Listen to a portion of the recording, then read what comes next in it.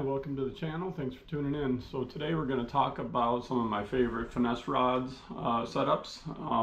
We'll walk through some of the brands that I like and go through just go through how I set up my finesse setups. Disclaimer: I'm not sponsored or endorsed by any of these brands.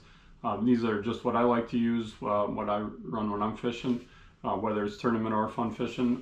You can use the links below in the description to purchase these items or see them from Shields. That does help the channel out, but it's not an official sponsorship. So my go-to setup for finesse fishing is a 7-foot to 7.3 medium action, medium light action. Lately I've been favoring the 13 Fishing Blackout series. This is a 7.1 or a 7.1 medium light. This is, I think now they may have phased these out, and the new version is called the Defy Black. Still a good value rod. So I like these really for the balance of value versus quality versus value.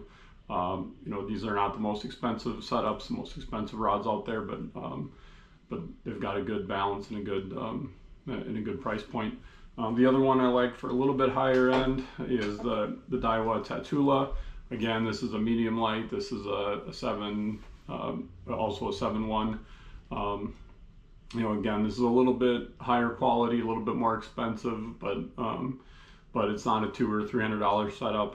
This is pretty reasonable still, and it's got a good feel, a little higher quality build to it. So again, I like these setups primarily for that balance of quality versus value. Like I said, these are not the most expensive setups, but I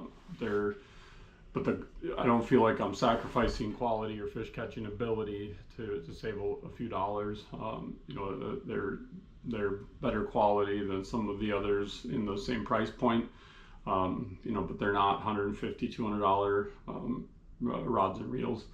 So I generally will opt for kind of middle of the road equipment. I get asked a lot, especially by some of our young adult anglers and student anglers, what setups I like, what combinations I like, and a lot of them are surprised that I'm not naming off all the high-end brands, the really expensive stuff. But I go through a lot of tackle. I use it a lot. I spent a lot of time in a boat as a boat captain with our student anglers and my own kids, and stuff gets kicked around a little bit in the boat, so it's a lot easier to have the damage a $70-$80 rod versus a $200 or $300 rod. But again, I don't feel like I'm sacrificing quality or fish catching ability with these combos. So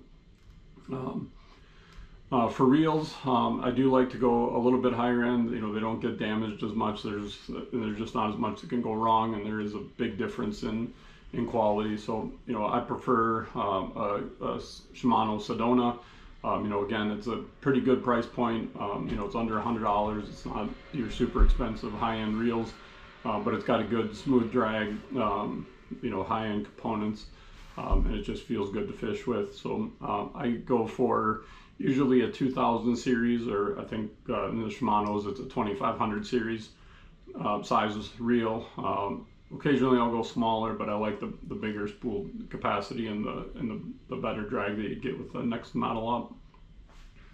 In terms of spooling, I'll spool this up with anywhere between a 10 and 15 pound braid. I'm not specific on brands. I like Power Pro, Suffix, Spider Wire. They all perform really well. They're all, the price points are all about the same. I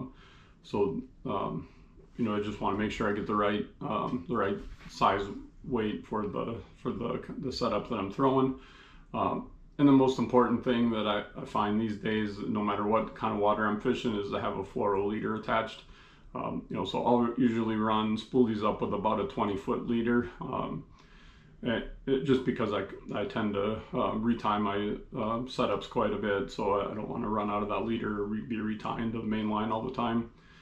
Just attach a good amount of fluoro to your main line, roughly the same size and weight. Either use a double uni knot or an FG knot. Again, brands I'm not really specific on, but I like the Seagar or the Suffix, but any fluoro leader will work. All right, so for terminal tackle, whether I'm drop shotting or wacky fishing, I like to use a VMC size 1 wacky hook. I will occasionally use a size 1 neko rig as well, but I find that size 1 VMC wacky is a good all-around hook. I'll usually have you know, a 1/4 ounce or so drop shot weight.